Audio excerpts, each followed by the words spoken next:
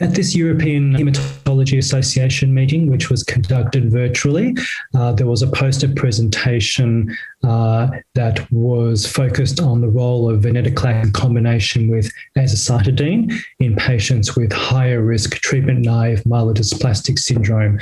This is a Phase Ib study which is ongoing. In this trial, patients who had MDS were treated with Venetoclax on a 14-day schedule from days 1 to 14 in combination with Azacitidina. The Venetoclax was delivered at a dose of 400 milligrams per day without a dose ramp up and with no requirement for tumor lysis prophylaxis because of the generally lower rate of bone marrow blasts in these patients.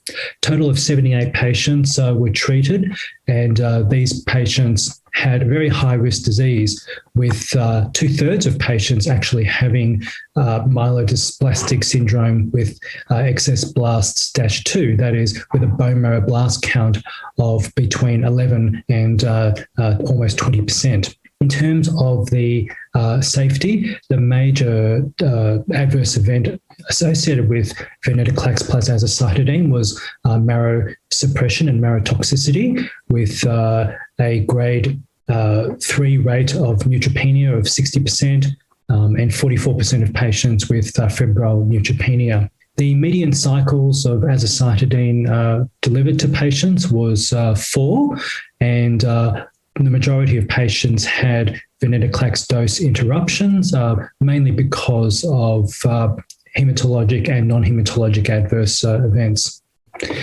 In terms of efficacy, intention to treat response rate was extremely high with Venetoclax plus Azacitidina for patients with higher risk MDS, with an overall response rate of 80%, which included 40% of patients with CR and 40% of patients with marrow CR.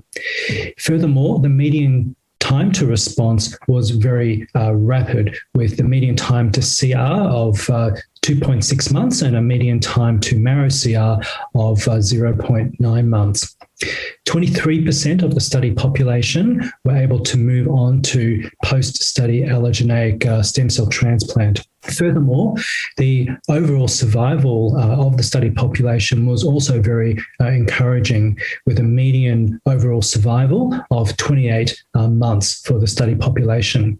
For patients that had achieved a complete remission, the median duration of the median survival of patients achieving complete remission was almost 29 months in this study. There was also some subgroup analyses performed and presented on the poster, which included different molecular subgroups of patients on the study. And this demonstrated broadly that patients had a very high response rate to Venetoclax plus Azacitidina across the board, including patients with P53 mutation. 26% of the patients on the study had a P53 mutation, and the overall response rate was 83%, with a true CR rate of 16%.